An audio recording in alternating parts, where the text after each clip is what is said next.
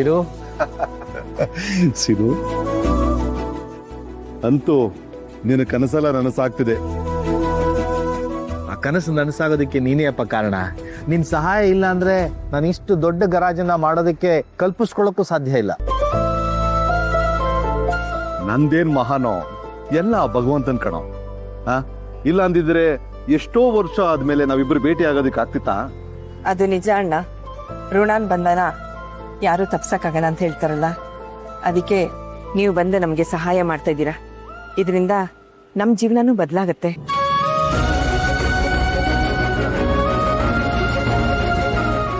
ನೋಡು, ಬದುಕ್ ಮಾತ್ರ ಬದಲಾಗ್ಬೇಕು, ಆದ್ರೆ ನೀನು ಬದಲಾಗಬಾರ್ದು ಸೀನೋ.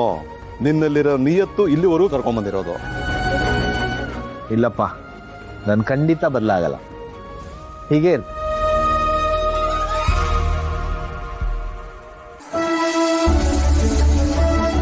ಮಗಳೇ ಹೇಗಿದ್ರತೆ? ಚೆನ್ನಾಗಿ ಬಾ. ನಮಸ್ಕಾರ ಹೇಳಿ.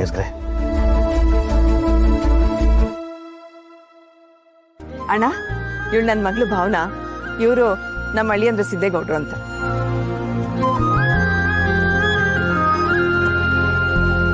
ಮಾವ, ಗ್ಯಾರೇಜ್ ಅಂತೂ ಸೂಪರ್ ಆಗದೆ. ನೀವಿಷ್ಟು ದೊಡ್ಡ ಗ್ಯಾರೇಜ್ ಮಾಡಿರೋದಕ್ಕೆ ನಂಗೆ ನಿಜವಾಗ್ಲೂ ಖುಷಿ ಆಯ್ತದೆ. ಅದಕ್ಕೆ ಅಲ್ವಾ ದೊಡ್ಡವ್ರು ಹೇಳೋದು, ಒಳ್ಳೆಯವ್ರಿಗೆ ಯಾವತ್ತಿದ್ರು ಒಳ್ಳೇದೇ ಆಯ್ತದೆ ಅಂತ. ನಿಜ ಅಳಿ ಅಂದ್ರೆ ಇದಕ್ಕೆಲ್ಲ ಕಾರಣ ನನ್ನ ಆತ್ಮೀಯ ಸ್ನೇಹಿತ ವೀರು. ಅವ್ರ ಸಹಾಯ ಇಲ್ಲ ಅಂದ್ರೆ ಇಷ್ಟು ದೊಡ್ಡದಾಗಿ ಗರಾಜ್ ಮಾಡ್ತೀನಿ ಅಂತ ನಾನು ಕನಸು ಮನಸ್ಸಲ್ಲೂ ಎಣ್ಸಕ್ಕಾಗಲ್ಲ. ಸಾಕ್ ಸುಮ್ನಿರೋ. ಎಲ್ರೂ ಮುಂದೆ ನನ್ನ ಹೊಗಳು ಬೇಡ.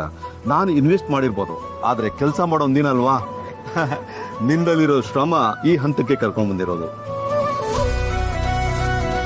ಮಾವ, ಈ ಗ್ಯಾರೇಜ್ ಪ್ರಮೋಷನ್ಗೆ ಅಂತ ಕಾರ್ಡ್ಗಳೇನಾದ್ರು ಒಡ್ಸಿದ್ರೆ ಕೊಡಿ. ನಮ್ಮ ಹುಡುಗರಿಗೆಲ್ಲ ಕೊಟ್ಬಿಟ್ಟು ಎಲ್ಲ ಕಡೆ ಹಂಚೆ ಕೇಳ್ತೀನಿ.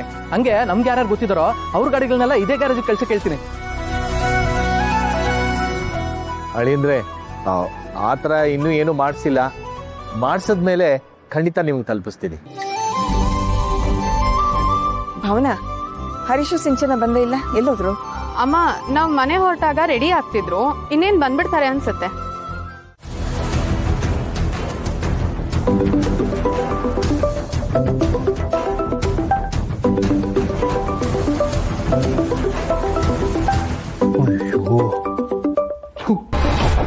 ಬಡ್ಡಿ ಮಗ ಫೈನಾನ್ಷಿಯರ್, ಅವ್ರು ಮಾಡಿ ಜೀವ ತಿಂತಾರೆ.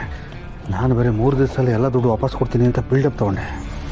ಏನಪ್ಪ ಹೇಳೋದಿ ನನ್ನ ಮಗನಿಗೆ?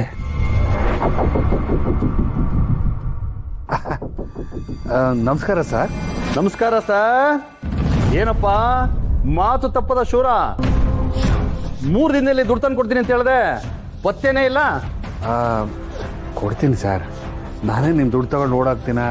ನೀನು ಓಡೋಗೋದಿಲ್ಲ, ನಮ್ಮನ್ನು ಓಡಾಡಿಸ್ತಿ ಅಂತ ಚೆನ್ನಾಗಿ ಗೊತ್ತು. ಹೀಗೆ ಹೇಳಿದೆ, ಆಮೇಲೆ ಏನಾಯ್ತು ಅಂತ ನನಗೆ ಗೊತ್ತಿಲ್ವಾ? ಈಗ ನನಗೆ ಟೆನ್ಷನ್ ಆಗಿರೋದು ಇದೆ. ಈ ರಂಗನ ನಂಬೋದು, ಆದ್ರೆ ನಿನ್ನಂತ ಬಂಗಿ ರಂಗನ ನಂಬೋಕ್ಕಾಗೋದಿಲ್ಲ. ನಾನು ಕೊಟ್ಟಿರೋದು ಕ್ಯಾಶ್ ಬೇರೆ, ಬೇಗ ತಂದು ಕೊಡಪ್ಪ.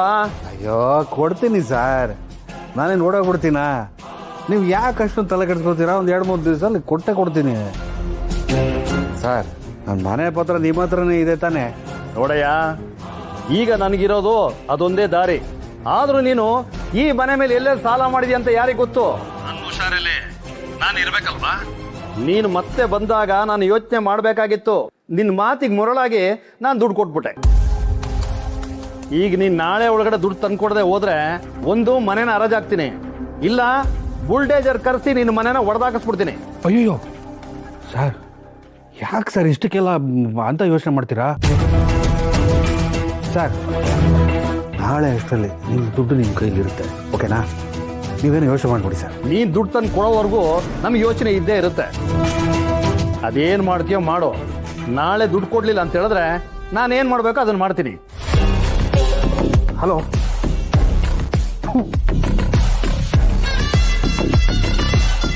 ನನ್ನ ಜೀವ ತಿನ್ನೋರೆ, ಏನಪ್ಪ ಮಾಡೋದೀಗ? ಉಳಿದಿರೋದು ಅದೊಂದೇ ದಾರಿ.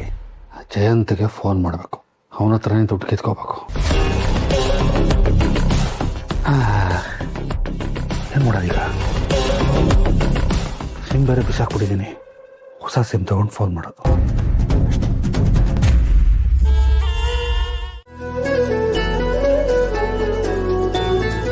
ಭಾವನಾ ಸರಿ ಆರಾಮ ಸ್ಥಿತಿ ಆರಾಮ ವೀಣಾ ಬಂದ್ಯಮ್ಮ ಅತ್ತೆ.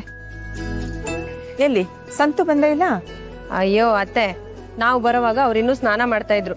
ನೀವಿಬ್ರು ಮುಂದೆ ಹೋಗಿ ಅಂತ ನಮ್ಮನ್ ಕಳ್ಸಿದ್ರು. ತಾತ ಗ್ಯಾರೇಜ್ ಮಾತ್ರ ಸೂಪರ್ ಆಗಿದೆ. ಇನ್ಮೇಲೆ ನಾನು ಫ್ರೀ ಇದ್ದಾಗೆಲ್ಲ ಬಂದು ನಿಮ್ಮ ಹತ್ರ ಕೆಲಸ ಕಲ್ತ್ಕೊಂತೀನಿ. ಓಹೋ, ನೀನು ಯಾವಾಗ ಬೇಕಾದ್ರೂ ಬಾಪ್ಪ, ಆದ್ರೆ ಕೆಲಸ ಮಾಡೋದು ಬೇಡ. ನಾನು ಮಾಡ್ತೀನಿ, ನೀನ್ ಚೆನ್ನಾಗಿ ಓದು, ಆಮೇಲೆ ನೋಡ್ಕೊಳ್ಳೋಣ. ಸರಿ ತಾತ.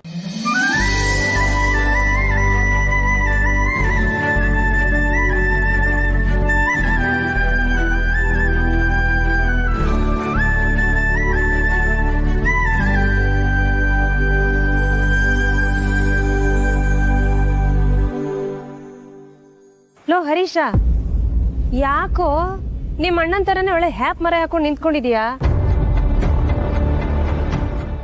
ಏನಾಯ್ತು? ನೀನು ಅವ್ರ ಜೊತೆ ವೆಲ್ಡಿಂಗ್ ಕೆಲ್ಸಕ್ಕೆ ಹೋಗಿದ್ಯಾ? ಏನಿಲ್ಲ ಅದಕ್ಕೆ ಏನೇನೋ ಹೇಳ್ತಿದ್ದೀರಲ್ಲ ನೀವು.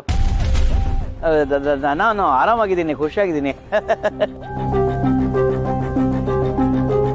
ಅಣ್ಣ ಇಲ್ಲ? ಹೌದು, ಅದೇನೋ ಸ್ವಲ್ಪ ಲೇಟಾಗಿ ಬರ್ತೀನಿ ಅಂದ್ರು. ಇನ್ನು ಎಷ್ಟು ಗಂಟೆ ಬರ್ತಾರೋ? ಹಾ ಬಂದ್ರಲ್ಲ. ಎಲ್ರು ಬಂದ್ಬಿಟ್ಟಿದ್ದಾರೆ. ಮತ್ತೆ ನಮ್ಮನೆ ಫಂಕ್ಷನ್ ಇದು, ನಾವೇ ಗೆಸ್ಟ್ಗಳ ತರ ಬರಕ್ ಆಗತ್ತೆ? ಆಯ್ತು, ಅದನ್ನ ಎಲ್ರ ಮುಂದೆ ಹೇಳ್ಬೇಕಾ? ಅಯ್ಯೋ, ಇಲ್ಲಿ ಎಲ್ರು ನಮ್ಮವರೇ, ಬನ್ನಿ.